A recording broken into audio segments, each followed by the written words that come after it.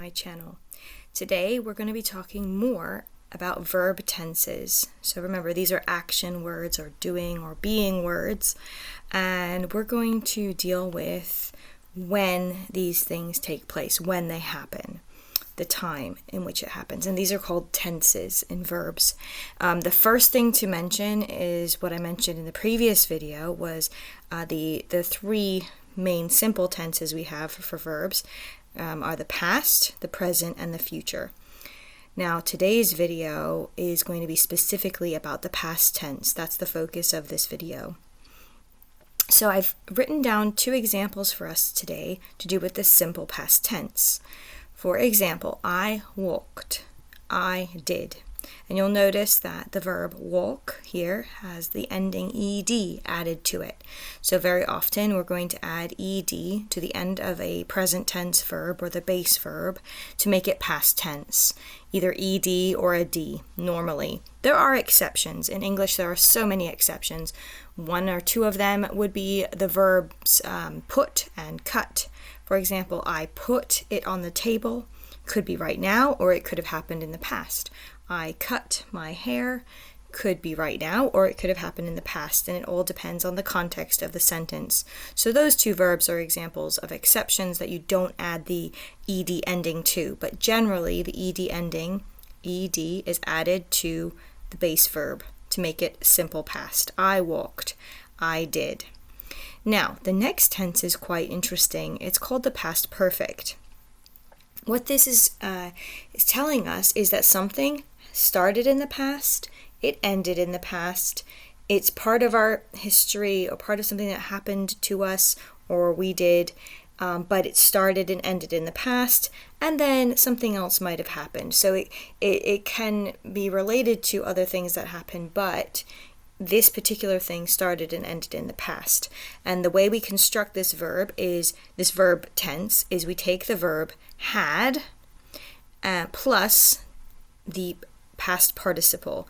Now, sometimes this is going to look like the normal past tense. And I chose these two verbs specifically because the first one looks like the normal past tense. I had walked. But the second one down at the bottom here does not look like the normal past tense. Remember, the verb do, I do, in the present tense becomes I did in the past tense, so it changes spelling.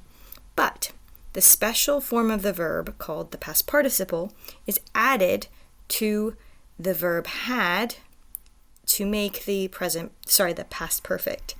I had done. Okay, so done is an example of a past participle that looks special.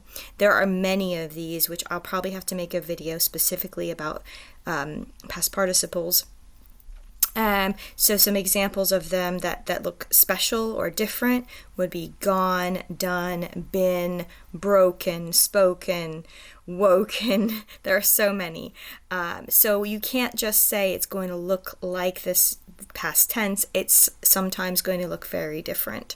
So you just have to memorize these. I'll see if I can find a list that we can work on together. So let's just read these examples. I had walked along that road many times before realizing it led to my friend's house. So again, this is something that happened in the past. It finished in the past. It's a completed action in the past, but it was ongoing for a while. So I walked along that road many times. That was ongoing in the past before realizing that this led to my friend's house.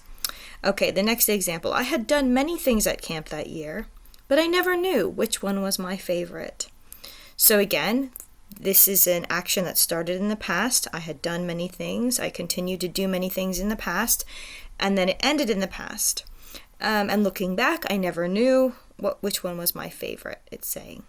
Okay, the next example is the past continuous, sometimes called progressive. This idea is one of continuous action, an ongoing action in the past. Not one that's necessarily started and finished. It's about an ongoing action in the past on something that was happening during that time. So slightly different than the past perfect. Here are some examples. I was walking along the road when I heard the howl of a dog in a nearby bush. So two things were happening. I was walking along the road. I mean, that could be a full sentence by itself, but I've added the second clause just to give us some context. The next sentence says, I was doing many extracurricular activities and it cost my parents lots of money. So again, it was an ongoing action, an ongoing thing that was taking place in the past. This is called past continuous or progressive. The way you form this verb is you use the to be verb in the past tense, was or were, and then you're going to add the ing form of the verb. Walking, doing, speaking, sleeping. Okay, so you're going to have the to be verb in the past plus the progressive form of the verb. Walking, doing, eating. Examples there.